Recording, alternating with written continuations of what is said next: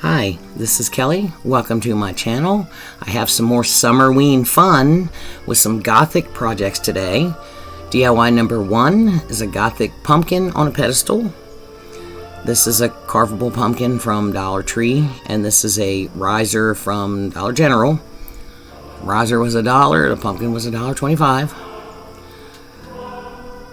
And this is just some folk art chalkboard paint. And I'm putting a coat of paint on the plastic riser.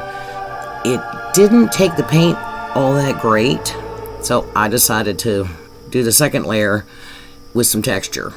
And it's basically about the same amount of baking soda as paint. Mix it together and then dab it on. And this way it's easier to get it to stick, and it gives it a nice texture instead of just a shiny, smooth surface. So we're going to take off the stem and some lightweight spackle, take care of the seam a little bit, fill in any holes, any dents, and that stuff dries very quickly. So I don't know if you can really see the texture. You'll be able to see it once we dry brush over it later. And the pumpkin's ready to go. You don't even really need to sand that stuff. You can just smooth it with your finger.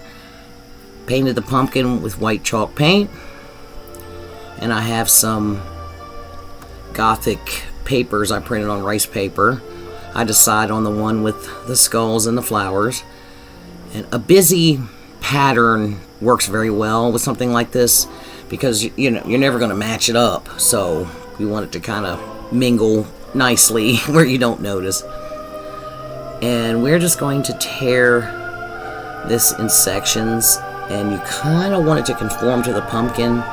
So if you tear it in, I wouldn't say oval exactly, but and then tear off those white edges, yeah. But tear all the edges. So I'm just tearing them in strips about 3 inches wide. You don't want to try to do a whole piece on a round pumpkin. You can, but it takes a lot more time and aggravation to get it done. So it's best to tear it into strips. And also, it'll blend together much nicer. You won't notice where the seams are so much. I love doing Gothic stuff. It's so much fun. It doesn't really match my decor, but I think it will soon because everything's getting replaced with a bunch of Gothic Summerween projects. Something different. I've been looking at the same stuff for like 30 years. It's time to mix it up anyway, so just why not? Thank you so much for being here with me today. Please consider subscribing if you're enjoying this content. I'm just starting out with this YouTube journey, and your support would mean a whole lot. And if you've already subscribed, I really appreciate you. Thank you so very much. So, I think we're done tearing some paper. I've been doing that for an hour. So we're ready to start decoupage. And we find a nice spot to start. Get our Mod Podge. I love me some Mod Podge. I'm always Mod Podging something. I swear I use that stuff every day for something. And we're just going to get some on the top. And get it started.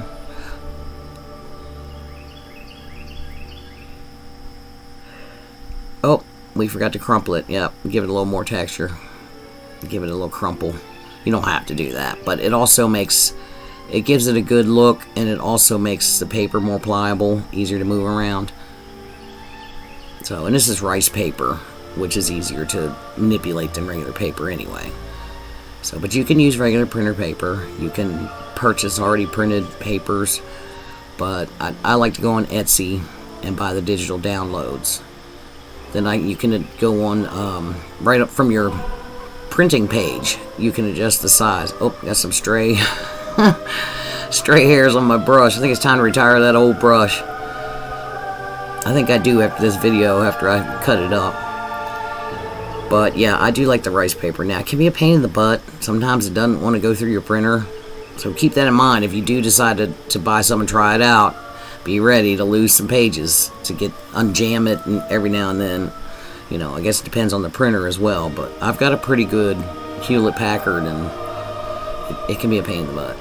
So yeah, we're going to press this down, and make sure you get get it stuck down in all the crevices. Make sure you get Mod Podge down in there, and then out here I'm taking a popsicle stick and making sure, and just pressing it. And be careful, don't like rub that back and forth. You end up, you know, tearing a hole in your paper. I'm just pushing it down, and you don't have to even do that. You know, usually with your fingers you can just press it in there. And we come around to the bottom and push on it some more. I guess I should have edited a little more out, but that's okay. I'll just run my mouth, you know. I never have a problem doing that. So then we get our next piece, and again, we're not going to line up the pattern exactly, but sometimes you get lucky. But you want to make sure you line it up to where it overlaps, but not by too much. And you can always attach, and at the bottom overlaps and doesn't look great, that doesn't matter. That's the bottom. So it wouldn't be a bad idea to start with your Mod Podge on the bottom and bring it up. And then another thing with this, if you miss a spot, you can always just tear a little circle out of another piece and fill it in. As again, a busy pattern, and it's monochrome, it's all black and white. You can't even find the seams in this when I'm done, and they didn't match exactly or anything. But yeah, it's so much fun. It doesn't have to be perfect. You just go with it and enjoy it. But these little pumpkins, I probably have about 7 or 8 more of these little styrofoam pumpkins. I'm gonna have to do some more. They're so much fun. They're so much fun. My next video is going to be witch hats. Ooh, I've been working on those. I can't wait to share those. You've heard of paper mache? I did a fabric mache witch hat. It's so cool. It turned out really cool. So here we're just going to keep on smoothing on. Look at that. Isn't that neat? I just love it. Alright, I got it all covered there. Yep, got it all covered. And we just go ahead and put a coat of Mod Podge over top. Seal it in really well.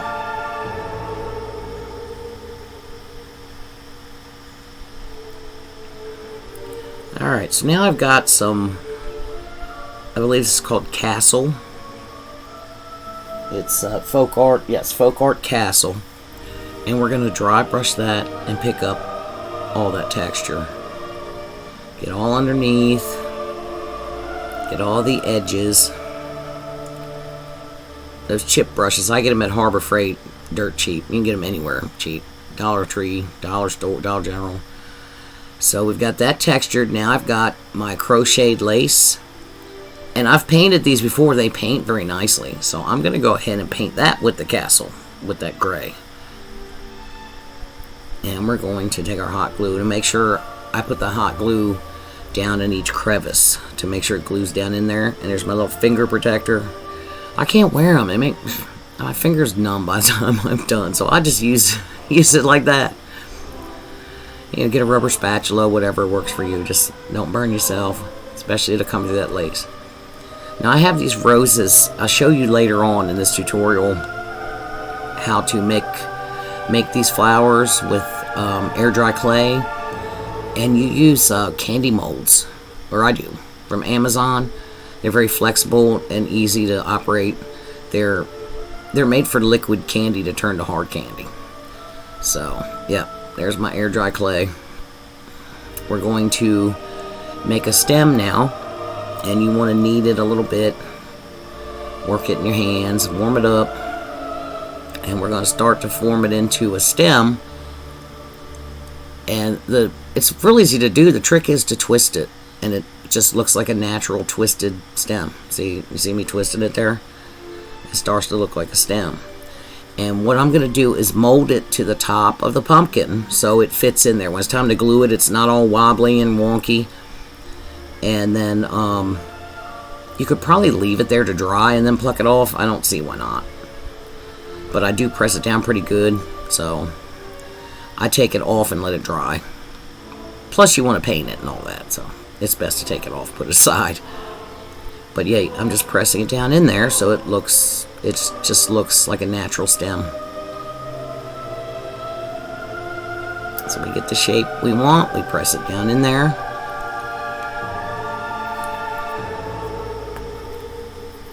This turns out really cute. We got a little bit of glitter coming up too. So we just twist it Keep on twisting it until you get the look you want. And I just keep twisting it until the tip just twists right off.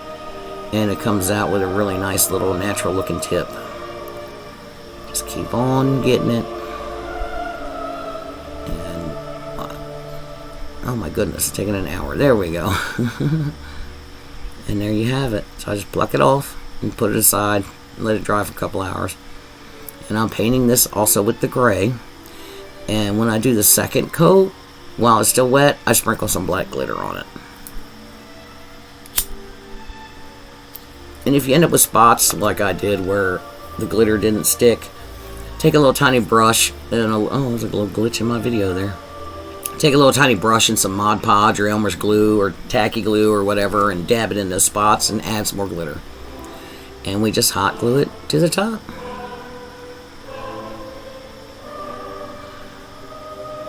But yeah, oh, by the way, I molded those roses in black clay and then I brushed red over the front of them to get that look. Isn't that the cutest? And now we're going to glue it to our pedestal. Make sure you get the glue where the pumpkin's flat around those edges. And if any glue oozes out, don't worry about it. We're going to put some Spanish moss around it. I have some brown Excelsior laying there. I was going to use that, but then it wouldn't match my other project, so we can't have that. So I end up using the Spanish moss. You'll see that. And I didn't film all that. You just put a little glue on your pedestal and stick it in there. And this one's done. So that brings us to DIY number 2, our Gothic Tombstone Decor. I found these little wood signs at Dollar General, and I thought they looked like fancy tombstones. I just love them. So I plucked that little sign off the front, pulled the little staples out, fill in the holes with a little bit of my lightweight spackle. And we're going to take our Castle Gray and we're going to paint inside all those little cutouts. Use an old small brush because it's going to get mangled. And I paint paint all the sides. You see the one up at the top right is all painted. So I just paint the entire thing in that gray. And now I'm using that same paper with the skulls and the flowers on one of them. And we just put our Mod Podge down. And you just have to be careful and get it on those small little sections. It was kind of a pain in the butt to try to do it before it all dried, but it worked. And it may be a good idea to do the heat transfer with the little parchment paper and the little iron for this, but I didn't think about it at the time. Now here's the fun part. With something like that, you'll never be able to cut those out cleanly. So we're going to light it on fire. Love it. And it just... don't put your top coat of Mod Podge on first. Don't do that. You want to do this first. And that'll give it a good look too. So I went ahead and did it around the outside edge as well. And I still burnish it anyway because it doesn't come out all that clean on the outside. But it burnishes very quick and easy. So there you go. Burnish your edges. And then of course we're going to distress with some black paint.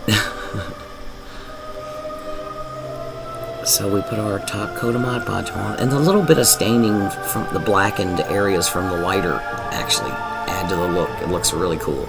Really cool. It's hard to see it in the video, but... So now I have this other paper, and I don't know if it's supposed to be skulls, but it looks like skulls in there. This is like some old school, looks like wallpaper that would be in Dracula's house or something, you know? And we do the same thing. We decoupage that on. We burn away the excess. And then top coat of Mod Podge. So now here we're coming with our black paint. And we're just going to do the usual. And we're going to distress the edges. Because the paper's going to appear white around the edges after you burnish it. So you definitely want to darken that back up. Give it a little age.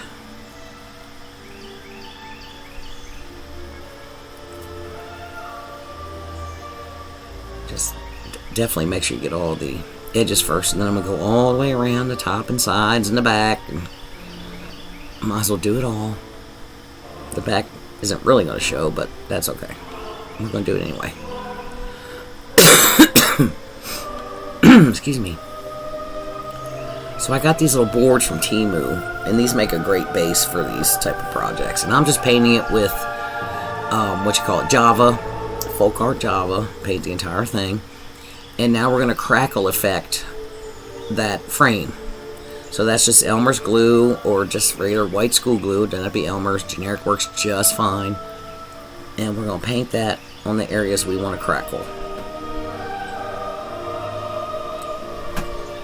And you want to do it kind of quick, because you don't want it to be dry where you started and soaking wet at the end. But make sure you start your paint at the same spot. Then that way that'll even it out a little bit. So we're going to do it on the top and sides of this frame, and then take that same Castle gray paint. Or is that a different paint? What paint is that? It's a gray paint. It doesn't... And you let the glue dry to tacky, and then you put the paint on.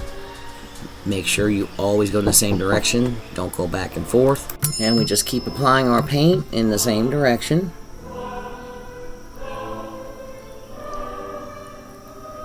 Onto the edge. Now I just did 3 sides. I left the last one open so I had something to hold on to while I did this.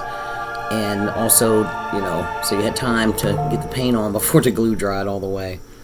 And you can do this in sections. You can do each section at a time. I've done that on other projects if it's something especially bigger. But this little board is small, so I managed okay.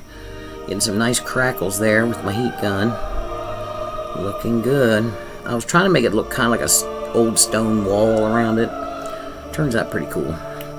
So now I'm going to show you a couple of flowers. And again, these are candy molds from Amazon. And it's to make hard candy. And it came with these little droppers. And you fill them up with the hot liquid and let them harden.